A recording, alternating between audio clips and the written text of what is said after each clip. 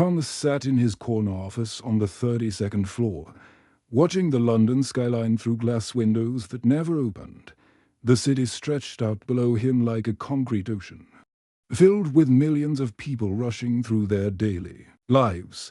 His mahogany desk was covered with papers, reports, and 3 different phones that seemed to ring constantly. It was another typical Tuesday morning in March.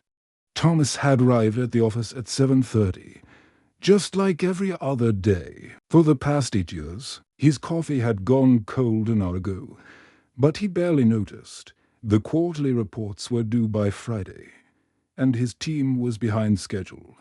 His personal phone buzzed against the polished wood. Thomas glanced at the screen without really focusing. The caller ID showed James, brother. His younger brother rarely called during work hours. In fact, James rarely called at all these days. Thomas looked at his watch. The quarterly board meeting was in 10 minutes. He had prepared for weeks. But there were still 3 slides that needed updating. The presentation could make or break his chances for the promotion he had been working toward for 2 years. He let the call go to voicemail. The board meeting lasted 3 hours. Thomas presented his quarterly analysis to 12 senior executives, answering their questions with confidence and precision. By the time he returned to his office, the afternoon sun was streaming through those sealed windows, casting long shadows across his desk. His assistant, Helen, knocked on his door. "Mr. Thomas, the Mitchell Group wants to reschedule tomorrow's meeting, and your dry cleaning is ready for a pickup." She placed another stack of documents on his already crowded desk. "Also, the Johnson report needs your signature before 5. Thomas nodded, already reaching for his pen. "Thank you, Helen. Could you also book me a table at Romano's for 8 tonight? The Shanghai clients are expecting dinner later that evening." As Thomas finally loosened his tie in his empty flat, he noticed the red notification on his phone. 1 missed call, 1 voicemail. He had forgotten about James completely. Thomas lived alone in a modern apartment in Canary Wharf. The flat was expensive, stylish, and perfectly organized. Everything was black, white, or silver. The furniture came from designers whose names his colleagues would recognize. But tonight, like every night, it felt more like a hotel room than a home. He poured himself a glass of wine and pressed play on the voicemail. James's voice filled the quiet apartment, and Thomas noticed immediately that something was different. His brother sounded tired, maybe even worried. "Hello, Thomas. It's James. I know you're busy, but I really need to talk to you about something important. Could you ring me back when you have a moment? It's quite serious, actually. I hope you're well. Love you, brother." Thomas set the phone aside and reached for his laptop. The Smithson account needed his attention, and tomorrow's presentation wasn't finished. He had 3 new emails marked urgent, and the Shanghai clients had requested additional financial projections by morning. He made a mental note to call James at the weekend. Saturday morning arrived with its own set of demands. Thomas spent 4 hours at the office, catching up on work that couldn't wait until Monday.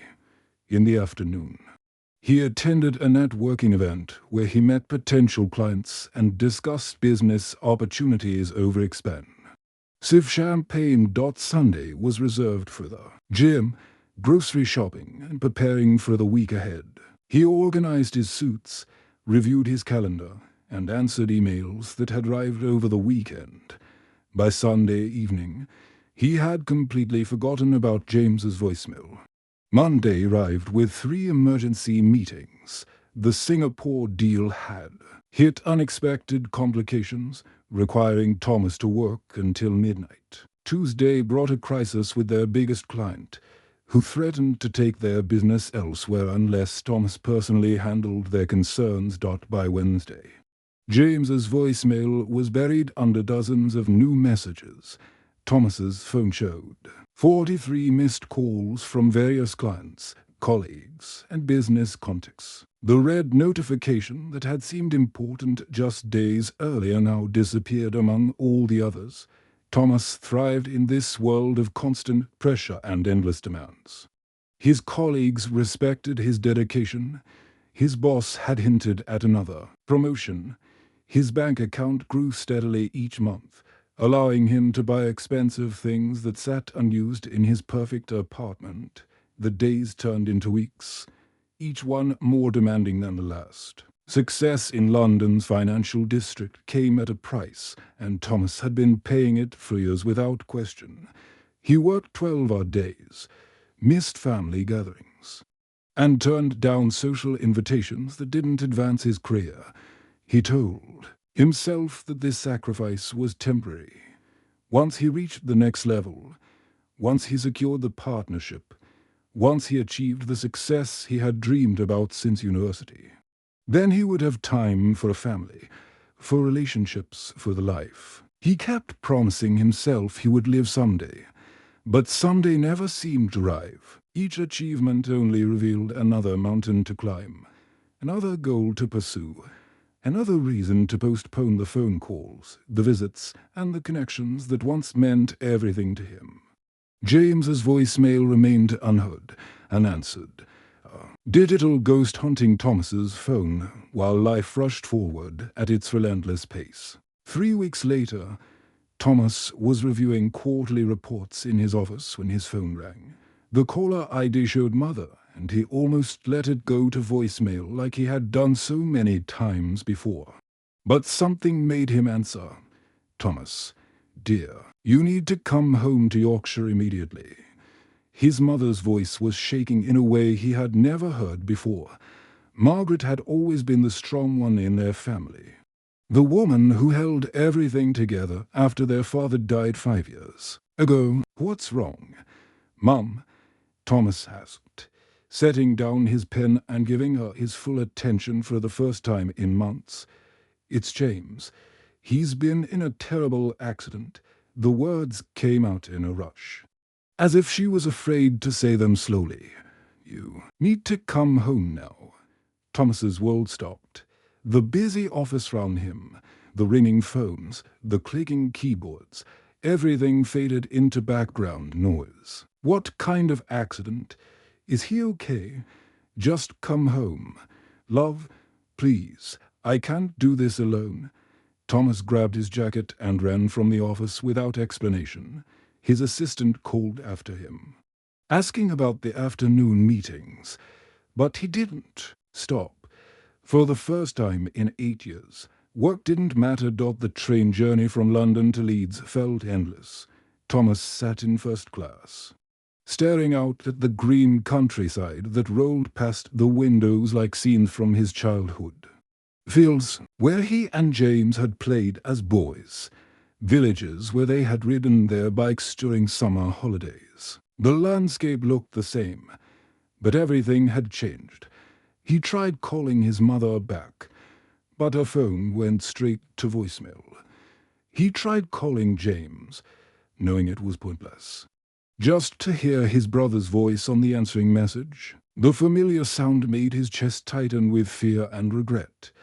Other passengers chatted quietly round him, reading newspapers and checking their phones. A businessman across the aisle complained loudly about delayed meetings. Thomas wanted to tell him that meetings didn't matter, that nothing mattered except getting to the people you love while you still can dot at Leeds station. Thomas took the first taxi he could find. "Leeds General Hospital, please, as fast as you can." The taxi driver, a kind man named Bill, noticed Thomas's distress. "Family emergency," he asked gently. "My brother," Thomas managed to say. "I'll get you there, son. Don't worry." The hospital smelled of disinfectant and sadness. Thomas had always hated hospitals since their father's final days. The fluorescent lights, the endless corridors, the sound of machines keeping people alive. It all brought back memories he had tried to forget. He found his mother in the family waiting area. Margaret looked older than he remembered, smaller somehow. Her usually perfect hair was messy, and her eyes were red from crying. When she saw Thomas, she stood up and hugged him tightly. "Oh, Thomas, thank God you're here. What happened, Mum? Tell me everything." Margaret led him to a quiet corner where they could talk privately. He was driving back from the solicitor's office in town. It was raining, and the roads were slippery. A truck ran a red light at the junction near the old church. They said James tried to swerve, but her voice broke, and Thomas held her while she cried. "The doctors aren't sure when he'll wake up," she whispered. "He's in a coma. Love, they're doing everything they can. But his head injury is serious." Thomas felt his legs give way. He sat heavily in the plastic hospital chair, trying to process what his mother was telling him. But why was he at the solicitor's office? Margaret looked at him with surprise and sadness. "Oh, Thomas, there's so much you don't know. The divorce papers were finalized yesterday. Emily left him last spring. He lost his job at the brewery in July. He's been struggling for months." The words hit Thomas like a physical blow. James had been married to Emily for 3 years. Thomas had attended their wedding, but he realized now that he hadn't spoken to Emily in over a year. He hadn't even known they were having problems. He'd been trying to reach out to family, to reconnect with people. Margaret continued. "He called me every week, asking about you. He missed you, Thomas. He was proud of your success, but he missed his big brother." The memory came flooding back. James's voicemail 3 weeks ago. His careful words about something serious. The message Thomas never returned because he was too busy, too important, too focused on things that suddenly seemed meaningless. "Can I see him?" Thomas asked quietly. Margaret nodded and led him through the maze of hospital corridors. In the intensive care unit, James lay surrounded by machines that beeped and hummed with electronic rhythm.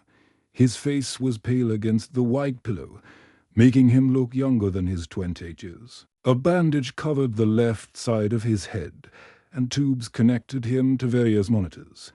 Thomas approached the bed slowly, afraid to disturb the delicate balance of machines keeping his brother alive. James looked peaceful, as if he was simply sleeping deeply after a long day. Thomas took his brother's still hand in his own. It was warm but unresponsive, and Thomas remembered all the times the same hand had helped him up when he fell, had thrown baseballs in their backyard, had patted his shoulder when their father died. "I'm sorry," he whispered, his voice breaking. "I'm so sorry I didn't call back." For the next 2 months, Thomas barely left the hospital. He had called his office that first day and spoken to his boss, Mr. Richardson, about taking emergency leave. The conversation felt strange and distant, as if he was talking about someone else's life. "Take all the time you need," Richardson had said, though Thomas could hear the concern in his voice. The Singapore project was at a critical stage, and 3 major clients were expecting presentations that only Thomas could deliver.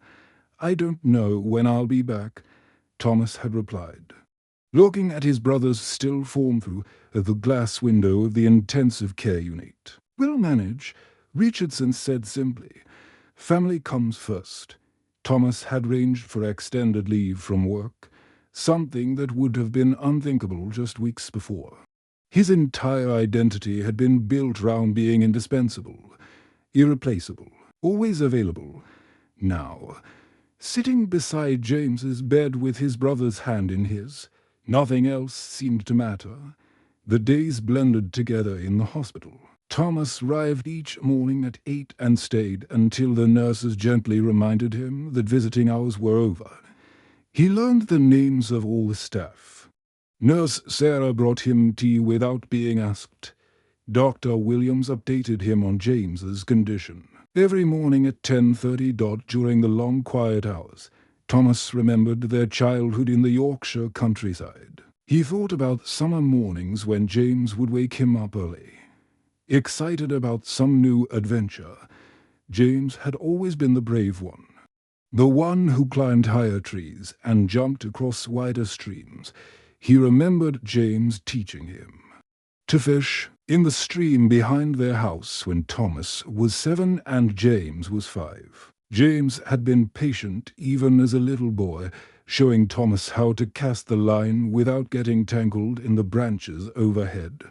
They had never caught any fish, but they had spent hours sitting on the muddy bank, talking about everything and nothing.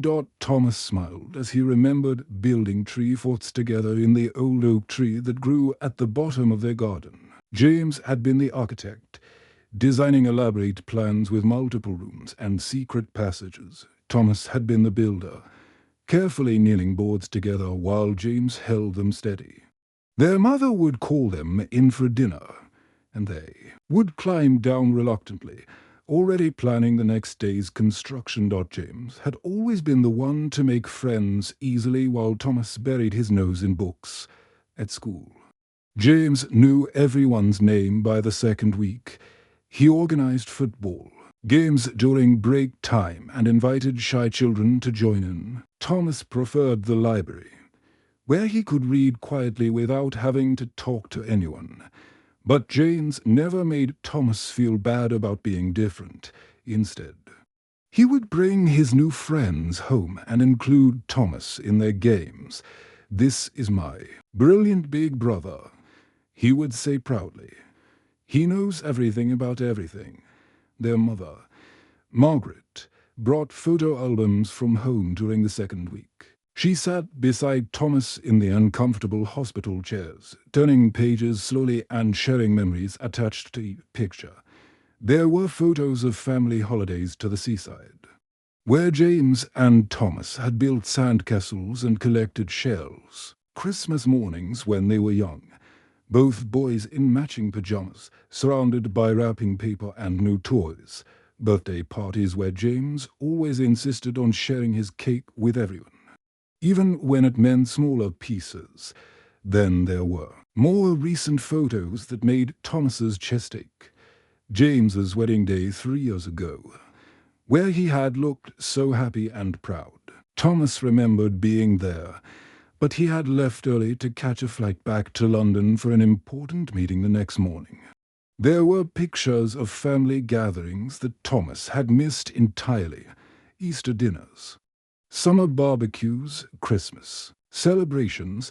In every photo, there was an empty space where Thomas should have been. Thomas realized with sharp pain that he had missed most of James's adult life. Phone calls had become rare, visits even rarer. Thomas had always assumed there would be time later, after the next promotion, after the next big project, after he had achieved whatever goal seemed most important at the moment. "He talked about you often," said David, James's best friend. During one of his visits, David was a carpenter who worked with his hands and had calluses that told stories of honest work. He brought flowers from his garden and sat quietly beside James's bed. "Especially these last few months," David continued, "after Emily left and he lost his job. He kept saying he wanted to reconnect with family. He missed you. Thomas, he was proud of your success, but he missed his big brother." David's words cut deep. Thomas had thought his success was something to be proud of. The corner office on the 32nd floor. The expensive suits that cost more than most people earned in a month. The recognition from colleagues who respected his dedication and results. But sitting in this sterile room, surrounded by machines that beeped and hummed with electronic life, none of it felt important anymore. The quarterly reports that had seemed so urgent were being handled by someone else. The clients who had demanded his personal attention were working with other account managers. The world had continued spinning without him. He began reading to James every day. First, He read books they had enjoyed as children, Treasure Island and The Adventures of Tom Sawyer. Stories of brothers and friendship and adventure. Then he read newspapers, thinking James might want to know what was happening in the world. Eventually, Thomas even read his own work emails aloud. Though they seemed trivial and meaningless now, reports about market trends and profit margins felt like messages from another planet. A world where people worried about things that didn't really matter. Thomas talked about their shared memories, apologizing for all the years of distance, promising things would be different. He told James about the loneliness of success, about how empty his expensive apartment felt, about how much he missed having a brother to talk to. The machines continued their steady rhythm, and James slept on. On a crisp October morning, Thomas was reading aloud from their father's old fishing journal when something changed. The leather-bound book had belonged to their dad for 30 years, filled with notes about weather conditions, successful bait, choices, and memories of peaceful afternoons by the water. Thomas had been reading the entry from June 1995, when their father had taken both boys fishing for the first time. James caught his first trout today, Thomas read slowly. Small but perfect. His face lit up like Christmas morning. Thomas was more interested in the dragonflies. But that's okay. Different boys. Different joys. As Thomas turned the page, he felt something he had been hoping for during all these long weeks. James's fingers moved slightly in his hand. It was barely noticeable.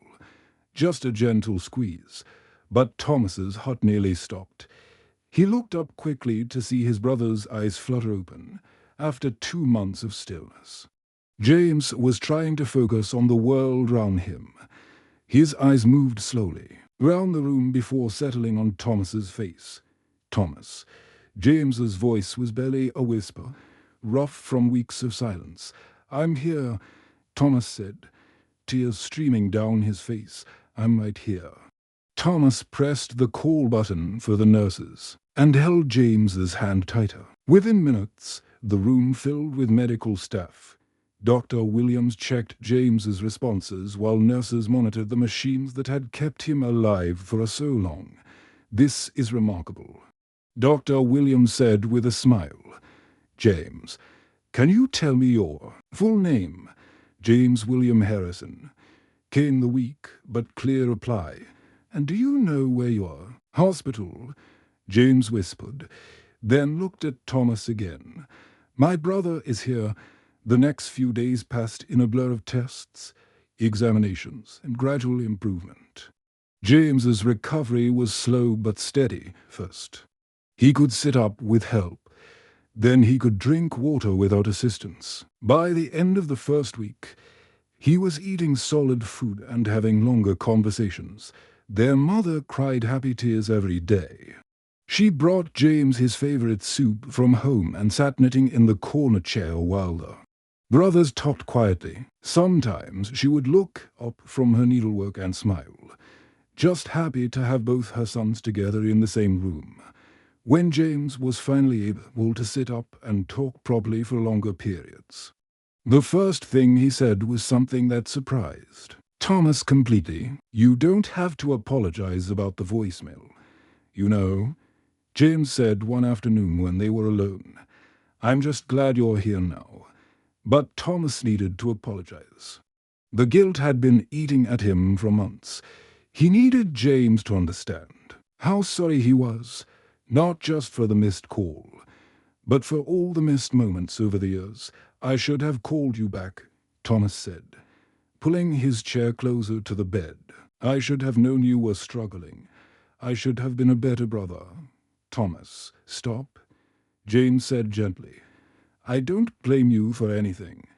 I know how busy your life is in London. I know how important your work is. That's just it," Thomas replied, shaking his head. "I thought my work was important. But sitting here for the past 2 months, I realized something. None of it matters if I don't have family to share it with." They talked for hours that day, And many days after, James told Thomas about his marriage, falling apart, about Emily's decision to leave, about losing his job at the brewery where he had worked for 5 years. He explained how lonely and lost he had felt, how he had started reaching out to old friends and family members because he needed connection. "I've been thinking," Thomas said during one of their quiet conversations, "about what really matters. I thought success meant climbing higher, earning more, being busier than everyone else. But I nearly lost the most important thing I have." James smiled weakly but with genuine warmth. "You didn't lose me, Thomas. You're here now. But what if things had been different? What if you hadn't woken up? I would have spent the rest of my life knowing that my brother needed me, and I was too busy to." Notice, that afternoon, Thomas made a decision that would have shocked his former self. He walked to the hospital's family room and called his office in London. Mr. Richardson answered on the second ring. "Thomas, how is James doing? We've all been thinking about you. He's awake." Thomas said, "He's going to be okay. That's wonderful news. When do you think you'll be ready to come back? The Singapore project is wrapping up nicely, and we have 3 new accounts that could really use your expertise." Thomas took a deep breath. "Actually, I wanted to ask about a permanent transfer to the Leeds branch." There was silence on the other end of the line. "The salary would be lower," Thomas continued, "and I know the position would be less prestigious. But I need to be near family right now." "Are you sure about this?" Richardson asked. "You've worked so hard to build your reputation here. You're on track for a partnership in the next years." "I'm sure," Thomas said, surprising himself with how certain he felt. "This is what I need to do." Within a month, Thomas had sold his expensive London flat with its designer furniture and city views. He found a small house in a quiet neighborhood just 20 minutes from where James was recovering. It had a garden, which Thomas had never thought he wanted, and a spare bedroom for when his mother came to visit.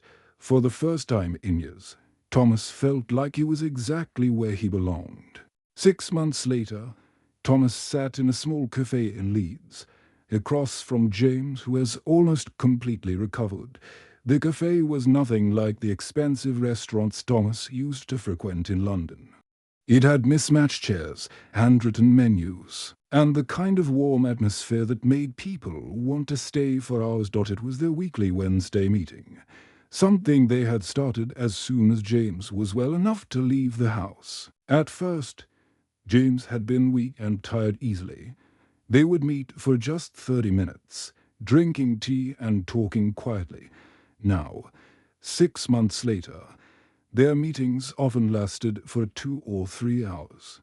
"How's the new job treating you?" James asked, stirring sugar into his tea.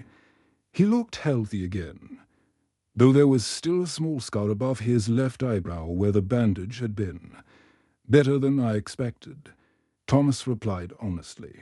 "I thought I'd miss the excitement of London, but I don't, not even a little." Thomas had been surprised by how quickly he had settled into his new life. The Leeds office was smaller and quieter than his old workplace. Instead of managing massive international accounts, he worked with local businesses and helped them plan their financial futures. The work was meaningful in a different way. His colleagues were friendly people who invited him to their homes for a dinner and remembered his birthday. They talked about their children's school plays and their weekend gardening projects. Thomas had learned more about his co-workers in 6 months than he had learned about his London colleagues in 8 years. Thomas had discovered that success looked different now. Instead of quarterly reports that kept him awake at night, his days were filled with simpler pleasures. Sunday dinners with his mother had become a tradition he looked forward to all week. Margaret would cook roast beef and Yorkshire pudding. They would sit round the kitchen table talking about everything and nothing. He spent time helping James rebuild his life after the divorce. They had painted James's new apartment together, choosing cheerful colors that made the small rooms feel bigger and brighter. Thomas had never painted a wall in his life, but he found something deeply satisfying about the physical work and the visible progress. Evening walks through Leeds had become another pleasure. Thomas rediscovered the city where he had grown up but barely remembered. He walked past the school where he and James had learned to read, the park where they had played football with neighborhood children, the library where Thomas had spent countless hours as a boy. The streets held memories he had forgotten during his years in London, the corner shop where their mother had sent them to buy milk and bread, the church where they had attended Sunday services as children, the bridge over the river where teenagers gathered to talk and laugh. Just as Thomas and James had done 20 years earlier, Thomas had also started something that surprised everyone, including himself. 3 months ago, he had begun a support group at the local community center for professionals struggling to balance work and family. The idea had come to him after talking with a colleague who was missing his daughter's dance recitals because of work commitments. The first meeting had attracted 12 people, men and women who worked long hours, traveled frequently, and felt guilty about missing important family moments. They sat in a circle in the community center's small meeting room, sharing stories and supporting each other. Now, 3 months later, they regularly had 30 participants. People came from all over Leeds and the surrounding areas. They shared strategies for setting boundaries at work, talked about their fears of not being successful enough, and supported each other through difficult decisions about career and family. Thomas had never expected to become a group leader, but he found that his experience resonated with others. Many of the participants were surprised to meet someone who had voluntarily stepped away from a high-paying job in London to prioritize family relationships. "I keep thinking about that voicemail," James said quietly, interrupting Thomas's thoughts. "What if I had waited longer to call? What if the accident had happened before I reached out?" James still thought about the accident sometimes. He remembered very little about that rainy afternoon, but he often wondered about the timing of events, the voicemail he had left for Thomas, the divorce papers he had signed that morning, the decision to drive home in the rain instead of waiting for the weather to clear. Thomas reached across the table and squeezed his brother's hand. "But it didn't happen that way. You called, and even though I didn't answer right away, we found our way back to each other. I'm grateful every day," James said simply, "for waking up, for having you here, for getting a second chance at life." They finished their tea and walked slowly back toward James's apartment. The October afternoon was crisp and clear, with golden leaves falling from the trees that lined the quiet street. Thomas felt a contentment he had never experienced during his years of chasing success in London. As they walked, Thomas's phone rang.